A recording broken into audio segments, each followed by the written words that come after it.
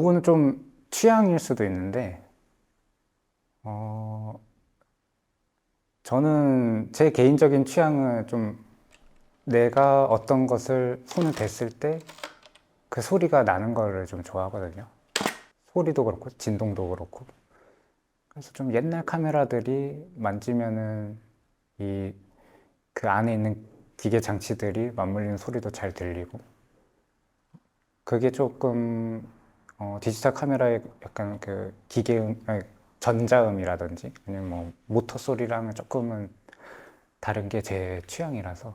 디지털만 쓰는 사람들은 저거 왜 찍어 저렇게 복잡하고 비싸고 뭐 이런데 근데 뭐 또 필름 카메라 찍는 분들은 또 그런 거를 필름이라는 거 자체를 좋아해서 아까 또 얘기했듯이 또 뭐 그런 카메라를 들고 다니면서 이렇게 찍고 거기에서 나는 셔터 소리 그 둔탁한 철컥 이거 근데 어떻게 보면은 이런 소리로도 내 카메라를 진단할 수가 있거든요. 와인딩 소리가 어제랑 다른데 이럴 때가 있어서, 그러면 이제 조금 어, 뭔가 이렇게 뭐 점검을 할 수도 있는 거고. 그래서 그냥 더 애착을 갖게 하는 것 같아요. 그런 소리들도 그렇고. 소리 하니까 저는 그 카메라 딱 처음 사고 좀 셔터 소리에 되게 충격을 먹었었어요.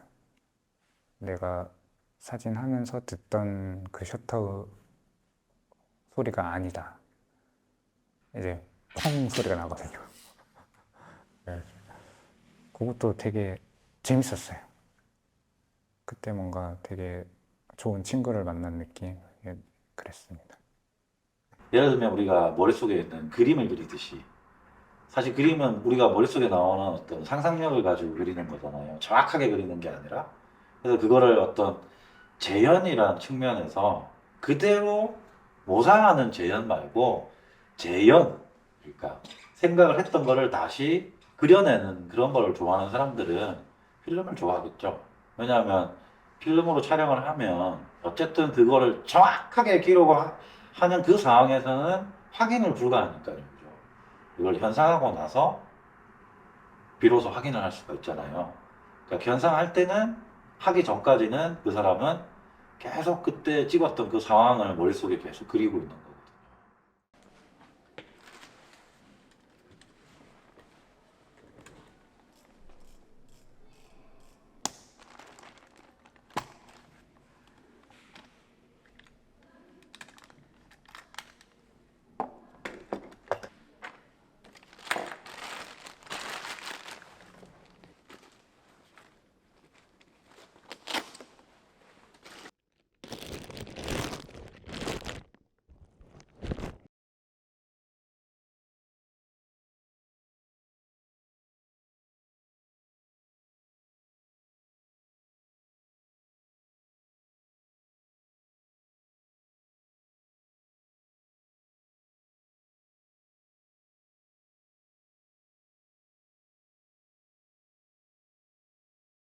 일단은 필름 가격부터 해서 인상을 하기 시작했고요.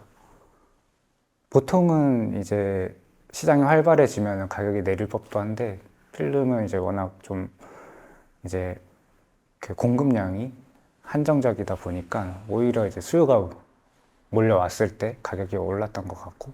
문제는 좀 약품 공급이 잘 안 되다 보니까 그런데도 불구하고 가격은 뭐 진짜 한 3배 이상이 올라가지고 이제 원래 이제 코닥하고 후지 약물이 있었는데 뭐 다른 데도 있긴 했었지만 그래도 뭐 다 대부분 코닥을 나도 썼고 다 쓰셨을 거고 근데 갑자기 코닥에서 이제 약품 공급이 안 되다 보니까 후지 약을 사야 되는데 후지 약은 또 코닥보다 훨씬 비싸네.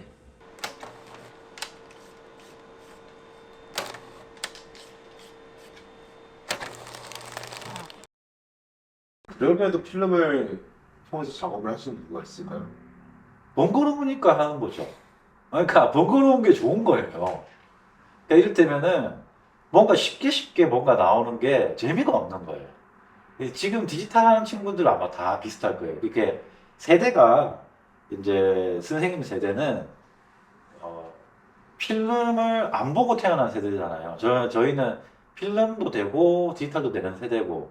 근데 지금 초등학생들은 태어나자마자 필름이란 걸 모르고 그냥 디지털로 그 스마트폰을 들고 나온 세대 같은 경우에는 디지털을 계속 하다 보니까 너무 빠르고 즉각적인 반응이 싫은 거예요, 그 친구들은. 오히려 좀 느리게 나오는 거 그런 거 좋아. 그래서 레트로가 유행했다고 보거든요.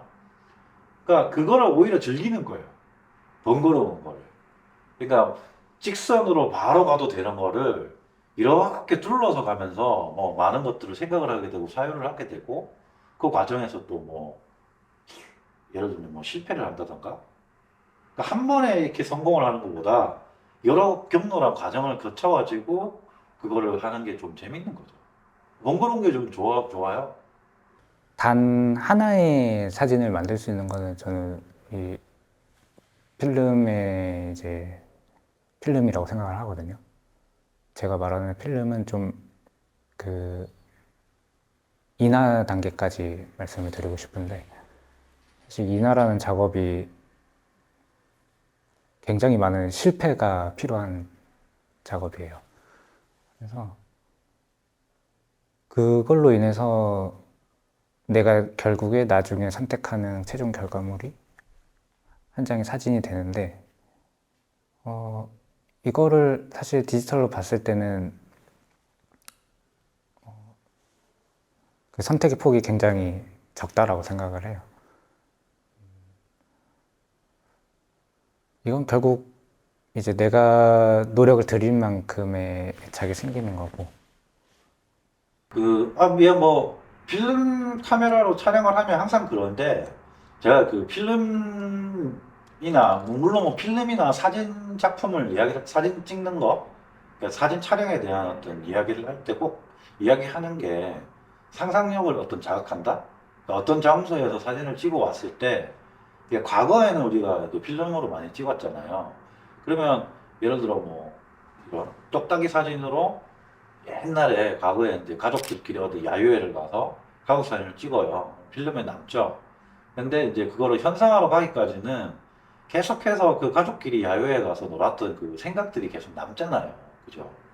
그러니까 그 생각들을 현상소에 가서 다시 꺼내가지고 현상을 하는 개념이잖아요. 근데 이제 그게 그 지점에서 또 중요한 게 뭐가 있냐면은, 토포필리아라는 게 있어요. 혹시 들어보셨어요? 토포필리아가 뭐냐면 장소에 대한 애착이에요. 애착.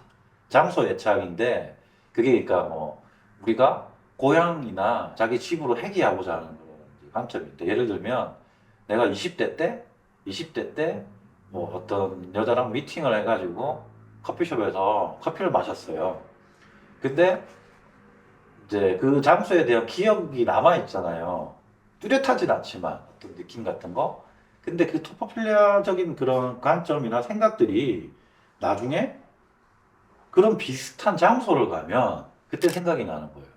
근데 이게 디지털적인 어떤 측면은 그러니까 그 장소에서 바로 사진을 찍고 그거를 그 사진으로 기억을 한다던가 했기 때문에 장소에 대한 애착이라는 것보다는 왜냐하면 극각적으로 반응이 되고 그걸 그 장소에서 찍으면 장소는 사라지고 사진만 남기 때문에 그 사진으로 그 장소를 기억을 하는 거죠.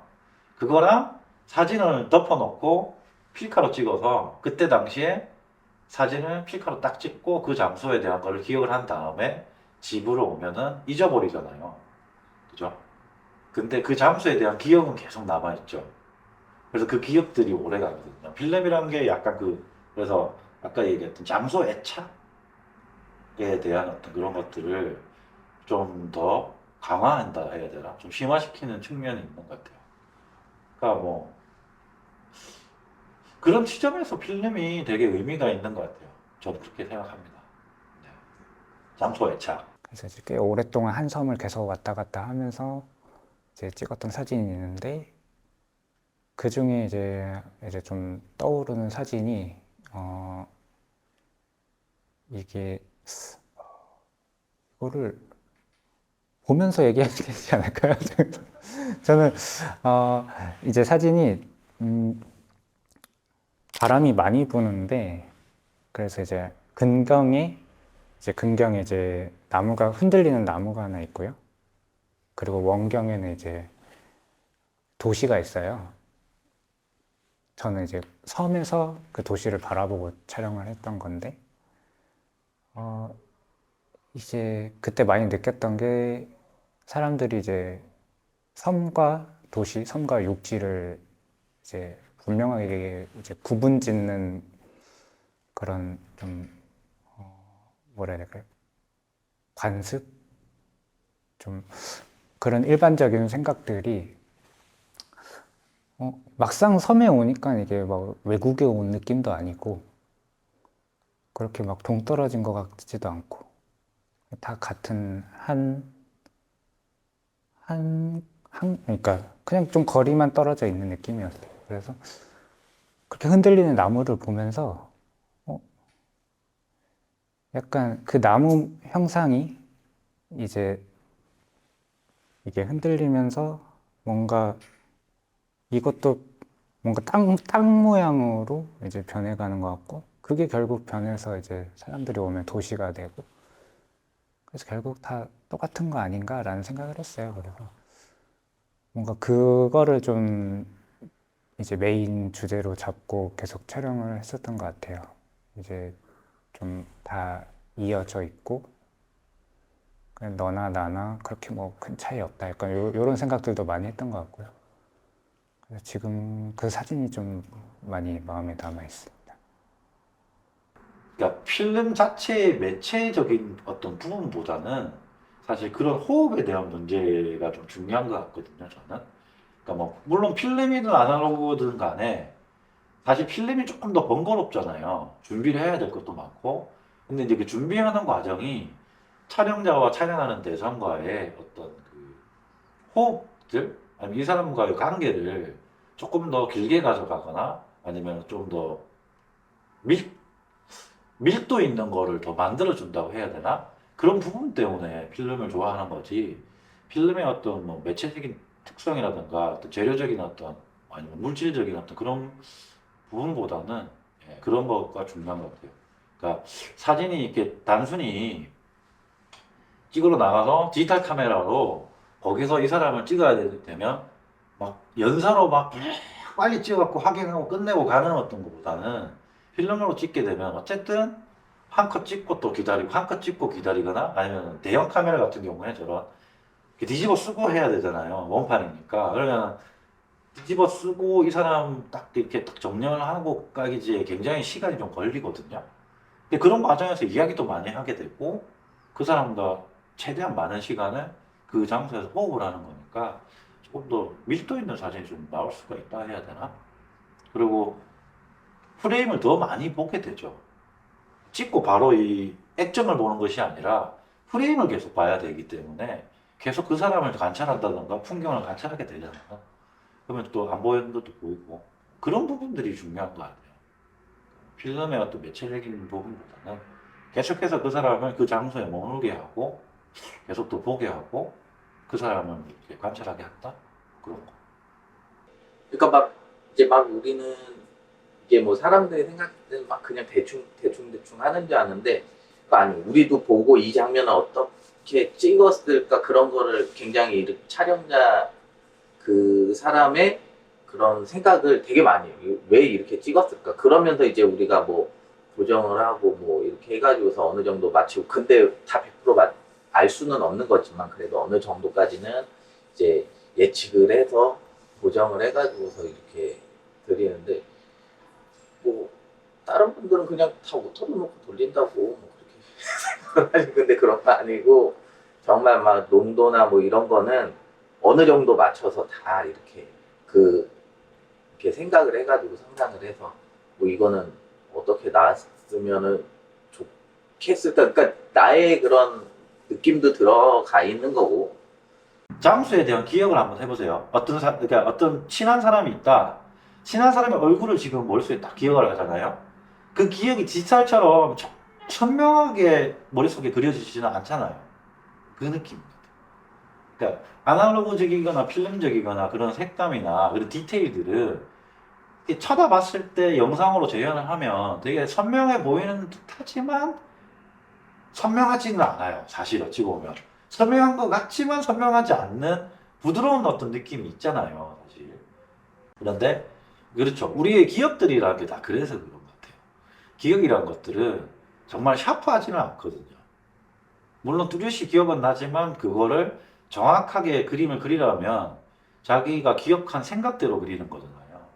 그게 조금 더 필름에 맞는 것 같고